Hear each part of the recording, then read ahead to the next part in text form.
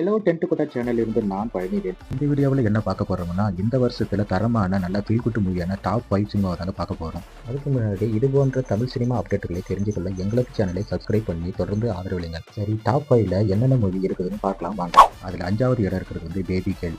இந்த படம் ஒரு மலையாள படம். இது வந்து தமிழ் டபுள் இருக்குங்க. அடுத்தது நம்ம சேனலில் 4வது இடம் பிடித்திருக்கிறது துரேந்தர் மூவி. இது ஒரு ஹிந்தி சினிமா. இது தமிழ் டபுள் உள்ளதுங்க. அடுத்ததாக 3வது இடத்தில் இருக்கிறது ட்ரிபிள் டி, அதாவது தலைவர் தம்பி தலைமையில். அடுத்து நம்ம டென்ட் கொட்டாவியில் 2வது இடமாக சிறை என்ற மூவி உள்ளதுங்க. அடுத்தது நம்ம டென்ட் கொட்டாவில் முதலிடம் பிடிச்சிருக்கிறது மயிலாட் தமிழ் சினிமா. இந்த சினிமாவை பற்றி ஒன்லைனாக கூறணும்னா, இந்த படத்தில் கிட்னி திருட்டு பற்றியதான் ஒரு முழு கதையாகவே இருக்கும்.